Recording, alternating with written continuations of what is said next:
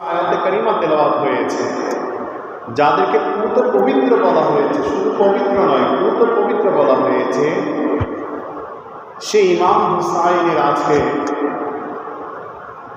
মাহফিল হচ্ছে। তো আমি খুতবাতে একটা আয়াতে কারিমা তেলাওয়াত করেছি, যেটা সূরার 23 নম্বর আয়াত। আমার আল্লাহ বলছেন, কুল লা আসআলুকুম আলাইহি আজরান ইল্লাল মাওয়াদ্দাতা ফিল কুরবা।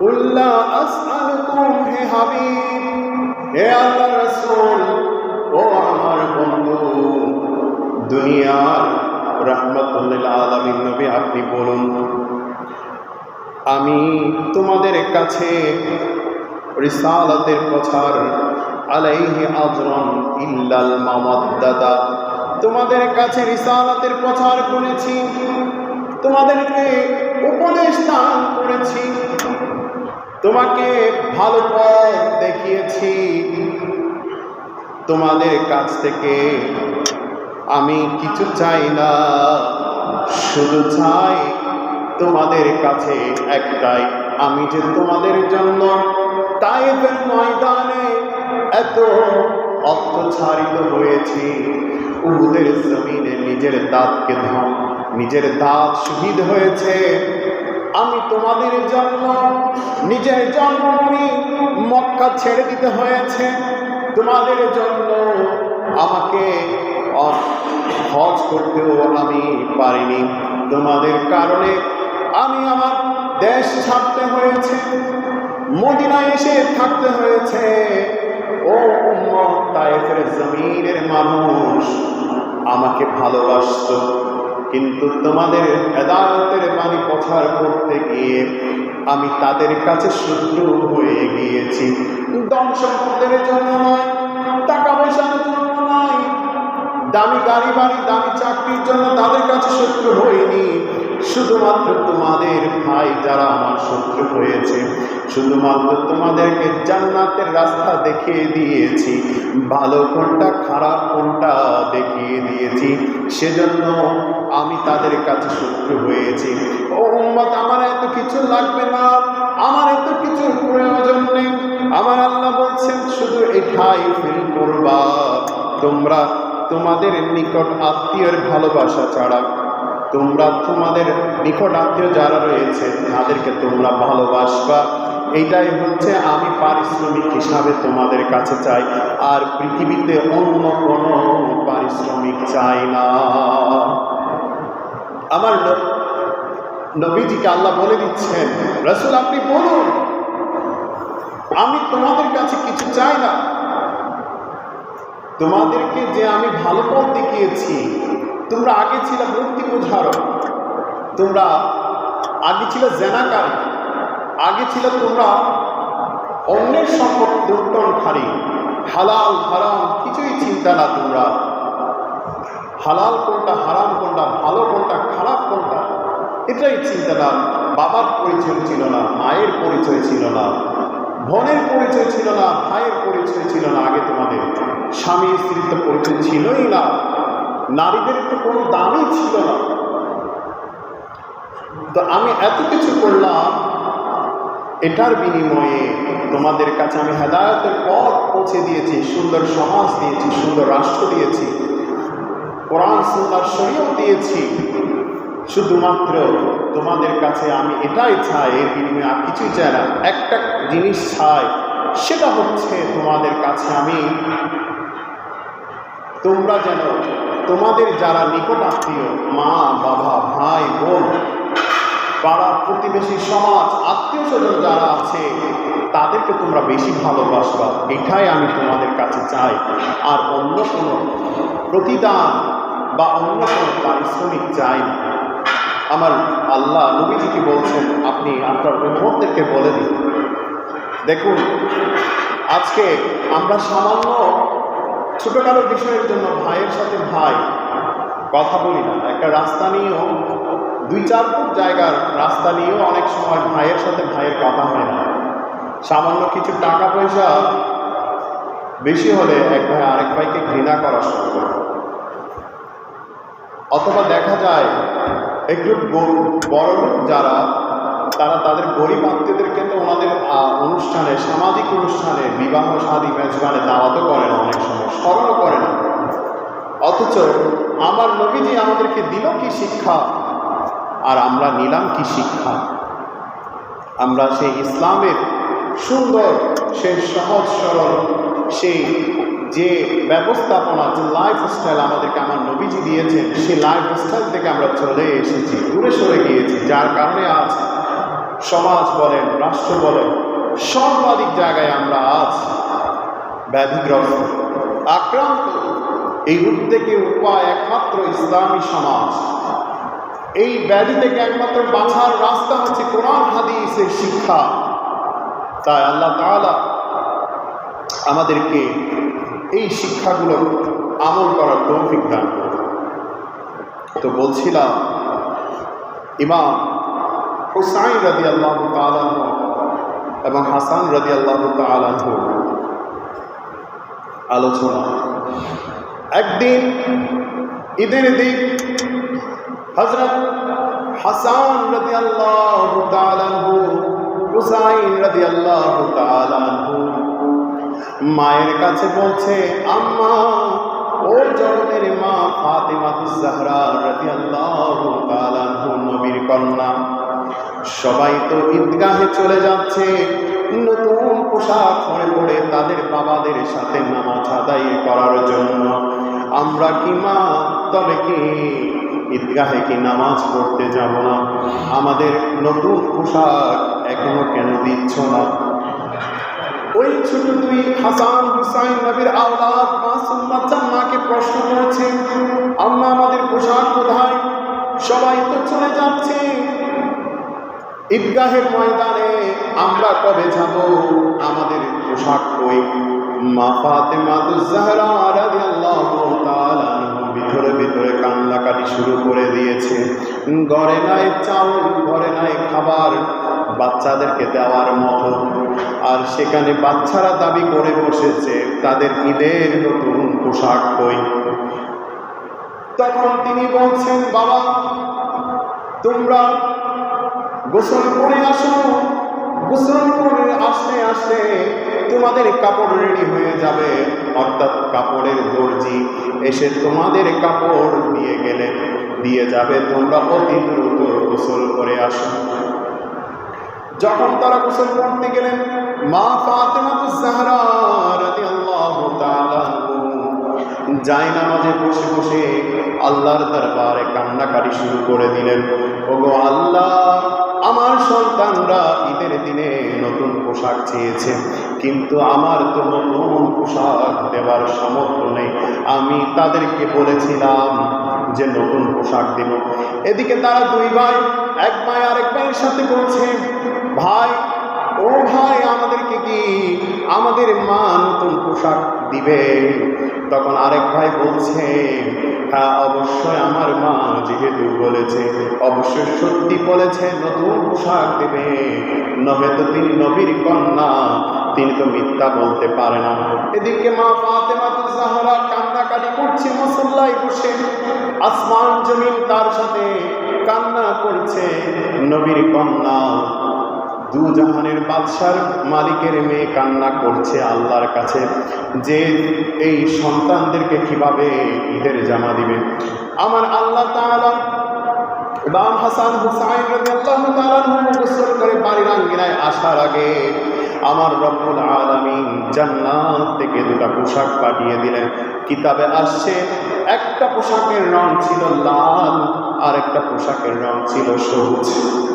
তখন একটা পোশাক, সবুজ রঙের পোশাকটা দেওয়া হলো ইমাম হাসান রাদিয়াল্লাহু তাআলা আনহুকে, আর লাল পোশাকটা দেওয়া হলো ইমাম হুসাইন রাদিয়াল্লাহু তাআলা আনহুকে। এরপর ইমাম হাসান রাদিয়াল্লাহু তাআলা আনহুকে সবুজ পোশাকটা দেওয়া হলো, ইমাম হুসাইন রাদিয়াল্লাহু তাআলা আনহুকে সবুজ পোশাকটা দেওয়া হলো। এই দুটা পোশাক নিয়ে যখন আম্মা জানের কাছে গেলেন, আম্মা আমাদের কাছে দর্জি আসলো। দর্জিটা ছিল হযরত জিবরাইল আলাইহিস সালাম। আমাদের কাছে জিবরাইল আলাইহিস সালাম অর্থাৎ দর্জি আসলো। দর্জি এসে নতুন পোশাক দিয়ে গেল। তখন এই পোশাক দুটার রং দেখে, একটা রং ছিল সবুজ, আরেকটার রং ছিল লাল।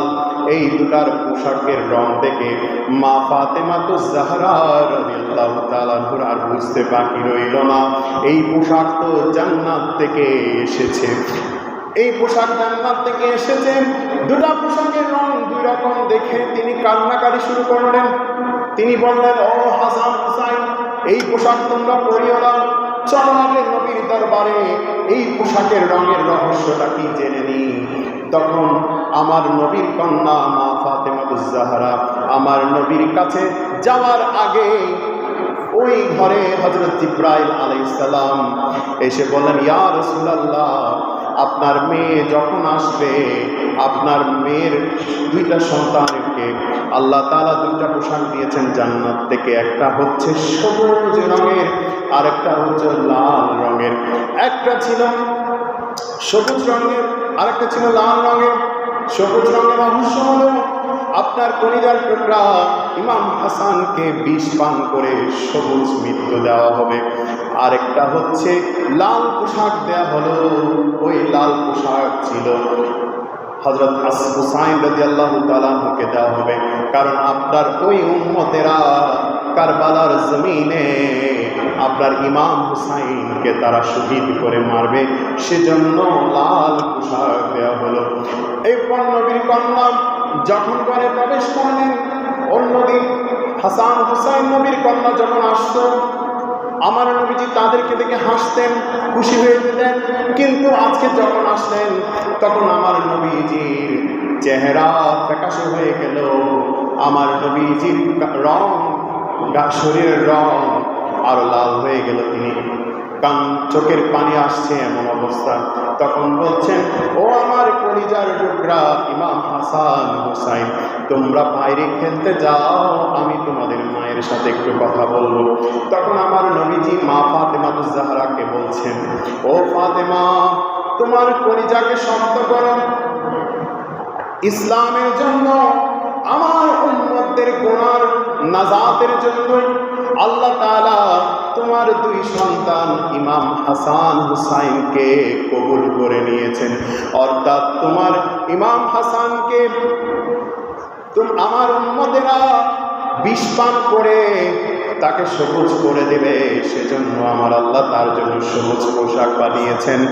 আর ইমাম হুসাইন রাদিয়াল্লাহু তাআলার জন্য কারবালার জমিনে আমার উম্মতরা তীর দিয়ে আঘাত করতে করতে শরীরের রক্ত বের করে তার শরীরকে লাল করে দেবে, সেজন্য আগাম বার্তা হিসাবে তার জন্য লাল পোশাক পাঠিয়ে দিয়েছে আমার আল্লাহ জান্নাত থেকে। তখন আমার মা ফাতেমা কান্নায় ভেঙে পড়লেন, রব্বুল আলামিনের দরবারে দোয়া করতে লাগলেন, আল্লাহ, আমার সন্তানদেরকে আপনি ইসলামের জন্য কবুল করেছেন, আমার আব্বার ধর্মের জন্য কবুল করেছেন। আল্লাহ, আমার সন্তানদের ওসিলায়, আমার সন্তানদের জীবনের কোরবানির ওসিলায় কাল কিয়ামতের ময়দানে আমার আব্বার সকল উম্মতের গুনাহ মাফ করে দিয়ে বলুন সুবহানাল্লাহ। আজ সেই ইমাম হুসাইন, ইমাম হাসান রাদিয়াল্লাহু তাআলা সেই স্মরণে মাহফিল হচ্ছে, কিন্তু দুঃখের বিষয় আমরা এখনো ঘরে বসে রয়েছি। আমাদের আসার উচিত ছিল এর আগে যে ইমাম হুসাইন রাদিয়াল্লাহু তাআলা ইসলামের জন্য জীবন দিয়েছেন। এই আওলাদে রাসূল যা কত বড় নিয়ামত। একদিন এই আওলাদে রাসূলের একটা শান বলছি আমরা সবাই জানি, হযরত জুনাইদ বাগদাদী রাদিয়াল্লাহু তাআলা কে অনেকেই জানি, ওনার সম্পর্কে অনেকেই জানি। হযরত জুনাইদ বাগদাদী রাদিয়াল্লাহু তাআলা ছিলেন ইরাকের সবচেয়ে একজন বলবান ব্যক্তি, মানে যারা পেশাদার মারামারি করে। ইরাকের এক রাজদরবারের একজন পলোয়ান ছিলেন। তো বাদশাহ তাকে খাওয়ায় পড়ায়। একদিন বাদশাহ বলছে, জুনাইদ, আমি তো তোমাকে খাওয়ায় পড়াই আমার রাজ দরবারে, আমি তোমার শক্তি কখনো দেখি না, আমি চাই তোমার শক্তি দেখতে। তখন জুনাইদ বলছে, বাদশাহ, আমিও চাই তো আমার শক্তি আপনাকে দেখাতে। তো তখন একটা খেলা আয়োজন করলেন, পুরো চারিদিকে খবর দিলেন, মানে সব জায়গায় পোস্টার লাগালেন, যে ব্যক্তি বাদশাহ রাজ দরবারের পালোয়ান জুনাইদের সাথে লড়াই করবে, লড়াই করে জিতবে, তাকে 10,000 দিরহাম দেওয়া হবে পুরস্কার হিসাবে। সেই সময় আমার নবীজির একজন আওলাদের রাসূল 3 দিন ধরে না খেয়ে আছেন, উপাস, ওনার সন্তান ও বাচ্চা সবাই উপাস 3 দিন ধরে। তিনি ওই পোস্টার দেখলেন, পোস্টার দেখে সিদ্ধান্ত নিলেন। তিনি বলছেন, এমনি তো বাচ্চাদের মুখে খাবার তুলে দিতে পারছি না, বেঁচে থেকেও কি লাভ, আমি এই জুনাইদের সাথে যুদ্ধ করব, কুস্তি খেলব। তখন তিনি রাজদরবারে গেলেন, রাজদরবারে গিয়ে বলছেন, বাদশার রাজদরবারে অফিসে গিয়ে বলছেন, আমি জুনাইদের সাথে খেলায় লড়ব, আমার নাম লিখেন। তখন ওই অফিসে যিনি ছিলেন বলছেন, আপনি তো একজন বাতাস এসে আসার আগেই উড়ে যাবেন, আপনি কিভাবে জুনাইদের সাথে লড়াই করবেন? বলছে, হ্যাঁ আমি লড়াই করব। সবাই তাকে মানা করছে, সে শুনছে না, সে বলছে আমি লড়াই করব, কারণ এমনিই তো বেঁচে থাকি লাভ নেই, কারণ বাচ্চাদের মুখে তিনি খাবার তুলে দিতে পারছেন না। তো তিনি হয় মরে যাবে, না হয় জিতবে, এমন অবস্থা। তখন দিন তারিখ অনুযায়ী খেলা আয়োজন হলো। সেখানে জুনাইদ যখন মাঠে নামলেন, সবাই আসলো জুনাইদের খেলা দেখতে, জুনাইদ বাগদাদির সাথে কে মাঠে লড়বে। তখন সবাই বলছে, এই মানুষটা, এই খাটো মানুষটা, চিকন মানুষটা কি ওনার সাথে কি লড়বে, 3 দিন ধরে যিনি না খেয়ে আছেন। তো বলছে, এই খেলা দেখাচ্ছে যে না দেখাই ভালো, কিন্তু তো জুনাইদ এমনিই জিতে যাবে। তখন সবাই অপেক্ষা করলেন। জুনাইদ কাছে ওই আওলাদ রাসূল গিয়ে বললেন যে, আমি নবীর আওলাদ, 3 দিন ধরে আমার পরিবার উপাস, আমিও উপাস, টাকার জন্য আমি এখানে এসেছি। যে নবী হওয়ার কারণে এই পৃথিবী সৃষ্টি হয়েছে, আমি তুমি সৃষ্টি হয়েছি, যে নবীর কারণে আজকে দুনিয়ার বাদশাহী সম্পদ সব কিছু হয়েছে, সেই নবীর আওলাদ আমি আজ অসহায় অবস্থায় আছি, টাকার জন্য আমি এখানে খেলতে এসেছি, তুমি আমার সন্তানের দিকে দেখে হলেও আমাকে একটু সুযোগ দাও। তখন জুনাইদ বাগদাদি বড় আশিকে রাসূল ছিলেন, বলছেন, নবীর আওলাদের সাথে আমি কুস্তি লড়ব, নবীর আওলাদ আমার সাথে লড়াই করতে গিয়ে যদি মারা যায়, কাল কিয়ামতের ময়দানে আমার নবীকে কি জবাব দেব? তখন তিনি নবীর আওলাদের সাথে লড়াই করলেন, কিন্তু এই লড়াইয়ে তিনি জিতলেন না, তিনি নিজে থেকে হেরে গেলেন নবীর আওলাদকে জেতানোর জন্য। কিন্তু দুনিয়ার মানুষ দেখল নবীর আওলাদ জিতেছে, তিনি হেরে গিয়েছে। না না না না, এই জুনাইদ বাগদাদি যখন নবীর আওলাদের সাথে লড়াইতে নামলেন, পিছন থেকে আমার নবীজি বলছেন, ও জুনাইদ, আমার আওলাদের উপর যদি একটা আঘাত দাও, হয়তো তুমি দুনিয়াতে বড় সম্মানিত হবা, কিন্তু কাল কিয়ামতের ময়দানে তুমি আমাকে পাবে না। আজ যদি তুমি আমার নবীর আওলাদের গায়ে হাত না তুলো, আমার নবীর আওলাদকে, আমি নবীর আওলাদকে তুমি তাজিম করো, তাহলে শুনে রাখো, তোমাকে পৃথিবীর কাছে সবচেয়ে সম্মানিত ব্যক্তি হিসাবে আমি দান করব, সম্মানিত করব, তোমাকে নিয়ামত দান করব। সেই জুনাইদ বাগদাদি এই বাক্য শোনার সাথে সাথে তিনি মার খেতে লাগলেন। এক পর্যায়ে তিনি হেরে গেলেন, রাজ দরবার থেকে তাকে বের করে দেওয়া হলো। এরপর তিনি রাতে এশারের নামাজের পর যখন ঘুমালেন, তখন আমার নবীজি স্বপ্নে দেখালেন, ও জুনাইদ, তোমাকে আমি পৃথিবীর সবচেয়ে বড় একজন আল্লাহর ওলি বানিয়ে দিলাম। এরপর থেকে এই জুনাইদ বাগদাদি আশিকের রাসূল ছিলেন। আওলাদ রাসূলদের তাজিম করার কারণে আজকে তিনি জগৎ বিখ্যাত একজন আলেম হয়ে গেলেন। ছিলেন একজন পলোয়ান, হয়ে গেলেন একজন আল্লাহর বলি, জগৎ বিখ্যাত সুফি ব্যক্তি। তাই নবীর আওলাদদেরকে তাজিম করতে হবে, সম্মান করতে হবে। নবীর আওলাদদেরকে যদি তাজিম করা হয়, নবীর আওলাদদেরকে যদি সম্মান করা হয়, তাহলে আপনি সবচেয়ে পৃথিবীর সম্মানিত ব্যক্তি হবেন। সেজন্য আমার নবীজি বলছেন, বুখারী মুসলিম শরীফের হাদিস, মিশকাত শরীফে রয়েছে 568 নম্বর পৃষ্ঠায়, ওয়ান আবি হুরায়রা রাদিয়াল্লাহু তাআলা আনহু ক্বালা, হযরত আবু হুরায়রা রাদিয়াল্লাহু তাআলা আনহু বলেন, খরাজতা মা রাসূলুল্লাহ সাল্লাল্লাহু আলাইহি ওয়াসাল্লাম, আমি নবী সাল্লাল্লাহু আলাইহি ওয়াসাল্লামের সাথে দিনের শেষ অংশে বের হলাম। ফি তাইফাতিন মিনান নাহারি হাত্তা আতা খিবা ফাকালা আসাম্মা লুকা, অবশেষে তিনি ফাতেমা রাদিয়াল্লাহু তাআলা আনহুর ঘরে কাছে এসে বললেন, আমার নাতি এখানে আছে কি, আমার নাতি এখানে আছে কি? তখন বলছেন, আলাম মা লুকাউ ইয়ানি হাসান ফালাম ইয়ালবাস আন জা ইয়াসআ হাত্তা ইতাকা কুল্লু ওয়াহিদিন মিনহা সাহিবু। উদ্দেশ্য হলো হাসান রাদিয়াল্লাহু তাআলা আনহু এরপরে বিলম্ব না করে হযরত হাসান রাদিয়াল্লাহু তাআলা আনহু আসলেন আমার নবীজির কাছে। আমার নবীজি হাসান রাদিয়াল্লাহু তাআলা আনহু দেখে ওনার গলায় জড়িয়ে ধরলেন, আলিঙ্গন করলেন, আদর করতে লাগলেন। এরপর বলছেন, ফাকালা রাসূলুল্লাহ সাল্লাল্লাহু আলাইহি ওয়াসাল্লাম আল্লাহুম্মা ইন্নী, আমার নবীজি দোয়া করছেন আল্লাহর কাছে, আল্লাহুম্মা ইন্নী উহিব্বুহু ওয়া আহিব্বাহু ওয়া আহিব্বা মান ইউহিব্বু। নবীজি ইরশাদ করেন, হে আল্লাহ, আমি ইমাম হাসান হুসাইনকে ভালোবাসি, আল্লাহ তুমিও তাদেরকে ভালোবাসো। অর্থাৎ আমার নবীজি যেমন ভালোবাসে, আল্লাহর কাছে দোয়া করছি ইমাম হাসান হুসাইনকে আল্লাহ যেন ভালোবাসে। এরপর আরো একটা হাদিস শরীফ আছে, হযরত উসামা ইবনে যায়েদ রাদিয়াল্লাহু তাআলা হতে বর্ণিত, তিনি বলেন, এক রাতে আমি কোনো এক প্রয়োজনে নবীজির দরবারে গেলাম। এরপর নবীজির দরবারে গিয়ে দেখলাম একটা ওড়না দিয়ে কিছু যেন ঢাকা। আমি আমার কাজ ছেড়ে যখন নবীর দরবারের দিকে চলে যাচ্ছিলাম, তখন নবীজিকে বললাম, ইয়া রাসূলুল্লাহ, এখানে কি? তখন আমার নবীজি বললেন, এখানে কি?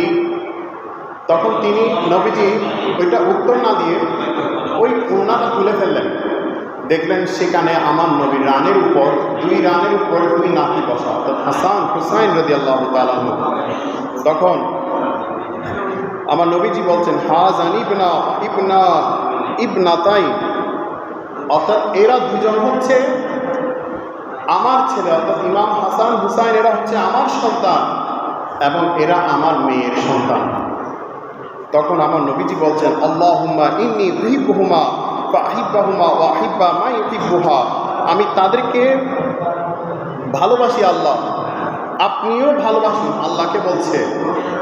আর যারা তাদেরকে ভালোবাসবে, অর্থাৎ এই ইমাম হাসান হুসাইনকে, নবীর আওলাদদেরকে, আহলে বায়তকে যারা ভালোবাসবে, আমার নবীজি দোয়া করছেন আল্লাহকে, আল্লাহ আমার বংশকে যারা ভালোবাসবে, আমার আহলে বায়তকে যারা ভালোবাসবে, আল্লাহ আপনি তাদেরকেও ভালোবাসবেন। সুবহানাল্লাহ।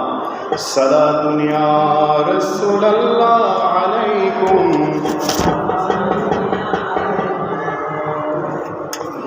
তো বলছিলাম, আমার নবীজির আওলাদ ওনারা সম্মানিত।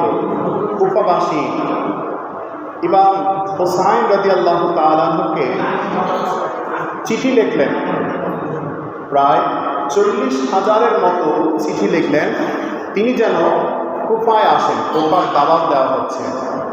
তখন তিনি সবার সাথে, মদিনার সবার সাথে পরামর্শ করলেন মুরব্বীদের সাথে, যে আমি কি কুফাতে যাব?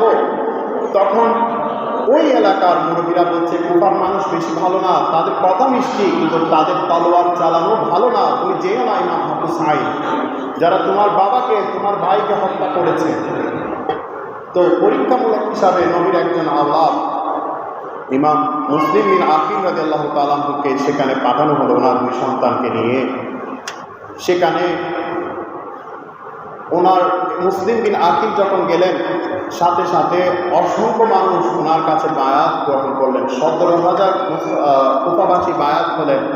বায়াত হওয়ার পর তিনি ইমাম হুসাইনের কাছে চিঠি লিখলেন, ইমাম হুসাইন, কুফার অবস্থা খুবই ভালো, তিনি দ্রুত চলে আসেন। চিঠি পাওয়ার পর ইমাম হুসাইন ওনার পরিবার পরিজনকে নিয়ে রওনা হলেন।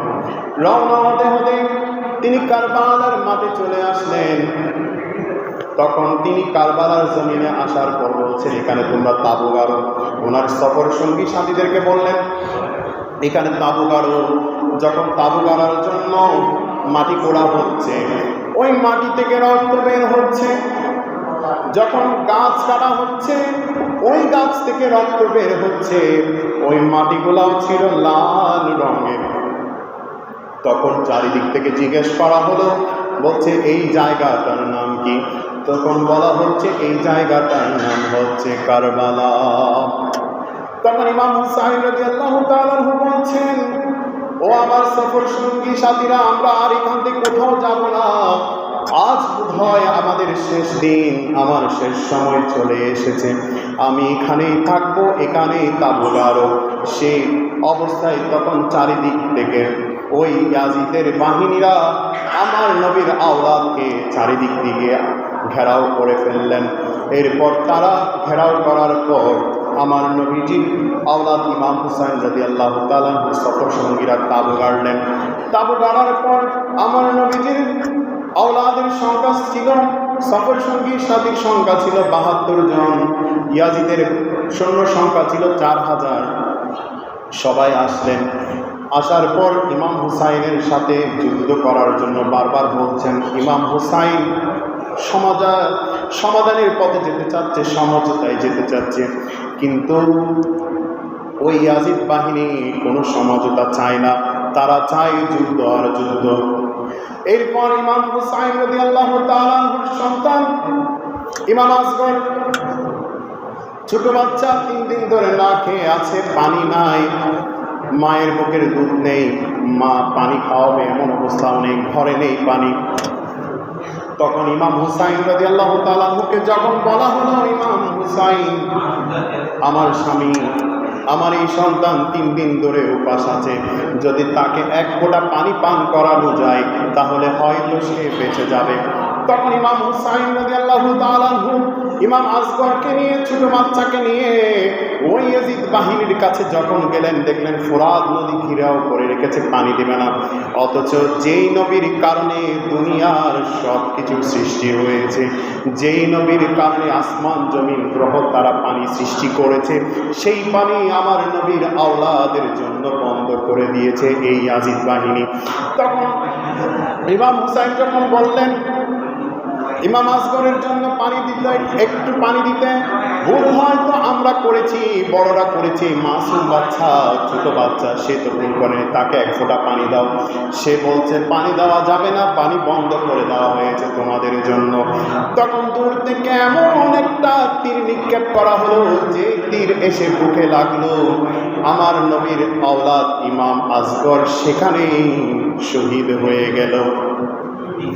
এই শহীদ অবস্থায় যখন ঘরে নিয়ে গেলেন, বলে ধরো তোমার সন্তানকে, আর পানি খেতে হবে না, ওই ইয়াজিদ বাহিনী তীর নিক্ষেপ করে দিয়েছে, আমার কলিজার টুকরা শহীদ হয়ে গিয়েছে। আমার ইমাম হুসাইনের স্ত্রী সেখানে কান্নাকাটি শুরু করে দিলেন, দোয়া করতে লাগলেন, আল্লাহ আমার এই ইমাম আসগর ছোট শিশু সন্তানের উসিলায় আমার নবীর উম্মতের গুনাহ যেন মাফ করে দেওয়া হয়, কাল কিয়ামতের ময়দানে তাদেরকে যেন নাজাত দেওয়া হয়। এরপর এই অবস্থা দেখে ইমাম আকবর আসলেন, অর্থাৎ ইমাম হুসাইনের ছেলে, বড় ছেলে ইমাম আকবর, যার বয়স ছিল 18 বছর, টকবক একজন যুবক। সে বললেন আর ধৈর্য ধরা যাবে না, আমরা যুদ্ধতে চলে যাব। সে তরবারি নিয়ে ইয়াজিদ বাহিনীর সাথে যুদ্ধে লড়াই করলেন। লড়াই করতে করতে করতে করতে এক পর্যায়ে তিনি ক্লান্ত হয়ে গেলেন, তাঁবুতে ফিরে আসলেন। বললেন, মা আমাকে যদি আরেকটু পানি পান করাতে পারো, আমি কথা দিচ্ছি এই ইয়াজিদ বাহিনী যারা আছে একটাকেও আমি রাখবো না, শেষ করে দেব। তখন ইমাম হুসাইনের স্ত্রী অর্থাৎ ইমাম আকবরের মা বলছে, বাবা এখানে তো ঘরে তাঁবুতে পানি নেই, কিভাবে দিব? তখন ইমাম আকবর বলছে, মা তাহলে এটাই আমার আপনার সাথে আখেরি দেখা, এটাই আমার আপনার সাথে শেষ দেখা, শেষ সাক্ষাৎ। আমার সাথে আপনার দেখা হবে কাল কিয়ামতের ময়দানে, অর্থাৎ আখেরাতে দেখা হবে, হাসরের মাঠে আর দেখা হবে না, মা আমার জন্য দোয়া করো। এইভাবে বলে মা থেকে বিদায় নিচ্ছে, মা চোখের পানি ছেড়ে দিয়ে সন্তানকে বিদায় দিলেন। এভাবে করে তিনি যুদ্ধে গেলেন, শহীদ হয়ে গেলেন। এরপর ইমাম হুসাইন রাদিয়াল্লাহু তাআলার আওলাদরা এক একটা শহীদ হলেন। এরপর তিনি ওনার তাবুতে যারা ছিলেন, অনেকে সাহাবীরা ছিলেন, বলছেন তোমরা চলে যাও, তোমরা তোমাদের জীবন নিয়ে চলে যাও। তারা বলছে আমরা যাব না, আমরাও আপনার সাথে শহীদ হব। তো এই ইমাম হুসাইন রাদিয়াল্লাহু তাআলা আনহুকে সে কারবালার জমিনে শহীদ করা হলো। তখন ইমাম মা ফাতেমা রাদিয়াল্লাহু তাআলা আনহা এসে আল্লাহর দরবারে দোয়া করলেন কারবালার ময়দান থেকে, আল্লাহ আমার এই ইমাম হুসাইনের উসিলায়, আমার সন্তান ইমাম হাসান রাদিয়াল্লাহু তাআলা আনহুর উসিলায় আমার আব্বার যতগুলা গুনাহগার উম্মত রয়েছে সকলকে গুনাহ আপনি ক্ষমা করে দেন, সকলকে আপনি জান্নাতি হিসাবে কবুল করে নিন। এভাবে করে আল্লাহর দরবারে তিনি দোয়া করতে লাগলেন। তো আজকে সেই নবীর আওলাদদের মাহফিল, আমরা যারা এখানে এসেছি ওনাদের প্রেমে, ওনাদের ভালোবাসায় আমরা যে এখানে বসেছি, আল্লাহ তাআলা ইমাম হুসাইনের প্রেমিক হিসাবে আমাদের সকলকে কবুল করুন, আমিন। তো এটা আসলে লম্বা একটা ঘটনা, লম্বা আলোচনা, এটা শেষ করা যাবে না, আমি সংক্ষিপ্ত আকারে শেষ করেছি। আহলে বায়াতকে যে যত বেশি ভালোবাসবে, হাদিসে এসেছে আহলে বায়াতকে নিয়ে যদি ওসিলা করে দোয়া করা হয়, সেই দোয়ার সাথে সাথে আল্লাহ কবুল করেন। যে নবীর আওলাদদেরকে নামাজে যদি আমরা সালাম না দিই, সে নামাজে হয় না। সেই নবীর আওলাদের আজকে আমরা মাহফিলে এসেছি। আমরা যদি প্রশ্ন করি আমরা কি এজিদি মুসলমান নাকি হুসাইনি মুসলমান, আমরা একবার বলবো আমরা কি হুসাইনি মুসলমান নাকি এজিদি মুসলমান? একটু সবাই মোহাম্মতের আওয়াজে বলি, আমরা কি এজিদি মুসলমান নাকি হুসাইনি মুসলমান? আমরা হুসাইনি মুসলমান। আমরা হিন্দুও না, বৌদ্ধও না, খ্রিস্টানও না, ইহুদিও না, খারেজিও না, মুতাজিলাও না, নাসিবিও না, শিয়াও না, আমরা হচ্ছে হুসাইনি মুসলমান। আমাদের চোখে মুখে ডানে বামে সব জায়গায় ইমাম হুসাইন, ইমাম হাসান। আমরা হচ্ছে সেই হুসাইনের প্রেমিক, যেই প্রেমিকের মহব্বতে আমরা আজকে যারা মাহফিল করেছি, আজকে যারা এই আয়োজনটুকু করেছি, সকলের খেদমতকে, সকলের আমলকে, সকলের উঠা বসাকে, সকলের সহযোগিতাকে আল্লাহ কবুল করুক। সকলে এই মহব্বতের আওয়াজ বলে আমিন। তো আজকে যদি বর্তমান যুগে দেখা যায়, আমরা যদিও বা ইমাম হুসাইনের প্রেমিক হিসাবে দাবি করি, আমরা বর্তমান যুগে যদি বলি আর্জেন্টিনা কিংবা ব্রাজিল, অনেকে এমনও সমর্থক পাওয়া যায় কেউ হয়তো আর্জেন্টিনা কিংবা কেউ বা ব্রাজিল, কিন্তু দুটোই তো ইহুদি। কিন্তু দেখেন এই ইহুদি খ্রিস্টানের খেলা দেখতে আজ মাঠে কিংবা পর্দার সামনে অভাব নেই, মানুষের অভাব নেই। কিন্তু যে আহলে বায়াতের ভালোবাসার মাস, যে আহলে বায়াতের কুরবানির মাস, সেই মাসে আমরা সে আহলে বায়াতকে ভুলে গিয়েছি। সে যে আহলে বায়াতের দামান ধরাটা আমাদের জন্য ফরজ করে দিয়েছে, যে নবীর বায়াত আমাদের জন্য অত্যন্ত গুরুত্বপূর্ণ। সে নবীর আওলাদ যখন বায়াত করাতে গেলে ওই সময় ইয়াজিদ সে ইমাম হুসাইনকে হত্যা করলেন। বলছেন ইমাম হুসাইনকে বায়াত করাতে দিলে তো আমার ক্ষমতা চলে যাবে। এই বায়াত করা, এই বায়াত হওয়াটা এটাও একটা সুন্নতে রাসূল। আমি একটা ছোট্ট ঘটনা বলে শেষ করে দিচ্ছি, যে ঘটনাটা আমাদের সকলের জানা উচিত। একদিন এক পীর সাহেবের কাছে একজন মুরিদ গেলেন, বায়াত করলেন। বলছেন হুজুর আমি বায়াত হতে এসেছি। তখন বলছেন বায়াত হয়েছ ঠিক আছে, কিন্তু তুমি আজকে এশারের নামাজ পড়তে পারবে না। আমরা তো পীরের কাছে গেলে প্রথমে সবক দেয় নামাজের, কিন্তু এই পীর সাহেব দিলেন কি নামাজ পড়তে পারবে না। তখন তিনি পীর যখন বললেন চলে গেলেন, আর তর্কাতর্কি করলেন না। এশারের যখন সময় হলো তখন তিনি বলছেন আমার পীর যেহেতু বলেছেন নামাজ না পড়তে, আচ্ছা সুন্নত পড়বো না, অন্তত ফরজটা হলো পড়ি। তিনি ফরজ পড়লেন। ফরজ পড়ার পর স্বপ্নে দেখলেন, ও উম্মত তুমি আমি নবীর সুন্নতকে কেন ছেড়ে দিলাম? তুমি ফরজ আদায় করলা, সুন্নত কেন ছেড়ে দিলাম? আমি নবী কষ্ট পেয়েছি। সাথে সাথে পীর সাহেবের কাছে গিয়ে বললেন, হুজুর আপনি বলেছেন নামাজ না পড়তে, কিন্তু আমি ফরজটা পড়েছি, সুন্নত ছেড়ে দিয়েছি। আমার নবী স্বপ্নে এসে বলছে আমার নবী নাকি কষ্ট পেয়েছে, আমি সুন্নত ছেড়ে দিয়েছি তাই। তখন ওই পীর সাহেব বলছেন, আমি তোমাকে তো আগেই বলেছি তুমি আজকে নামাজ পড়িও না, তুমি সুন্নত পড়ো না বিদায় আমার নবী এসে তোমাকে দেখা দিয়েছে। তুমি যদি ফরজ নামাজ না পড়তা, আমার আল্লাহ এসে তোমার সাথে কথা বলতো। সুবহানাল্লাহ। তাহলে এই পীর মুরিদের সম্পর্কটা অনেক লম্বা, এটা অনেক বিশাল একটা বিষয়। আল্লাহ তাআলা আমাদের সকলকে বোঝার তৌফিক দান করুন। ওয়া মা আলাইনা ইল্লাল বালাগ। আসসালামু আলাইকুম ওয়া রাহমাতুল্লাহ।